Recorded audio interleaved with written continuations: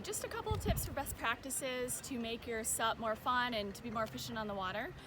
So in general, we talked about the length and the setting for the paddle. Now we want to make sure that we grip the paddle, I don't know, about 90 degrees, kind of a loose grip here. And we want to make sure that we bring the paddle into the water. We're keeping the shaft vertical, okay? So we're going to keep it vertical. A lot of times people come from a kayaking or canoeing background and they try to like paddle like this, or they're paddling out to the side and they're wondering why they're zigzagging and not going in a straight line. So we want to make sure we're using our full body, just like pumping up the board. We're not just like using our elbows and our forearms.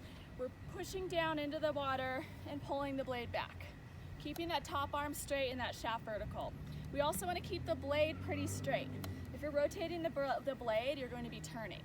Now, if you're on the river and you have rocks and obstacles to get around, yes, you do want to turn. So that is where you'd angle the blade, or you do kind of a sweep stroke or a C stroke to maneuver around rocks and obstacles.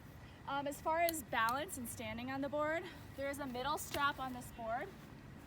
I'll show you guys here. So there's this middle strap. Now typically, we want to be right over this middle strap with a nice wide stance, knees bent. If you have, and I'm facing the wrong way, I should be facing that way, but for the video purposes, you should be facing the nose.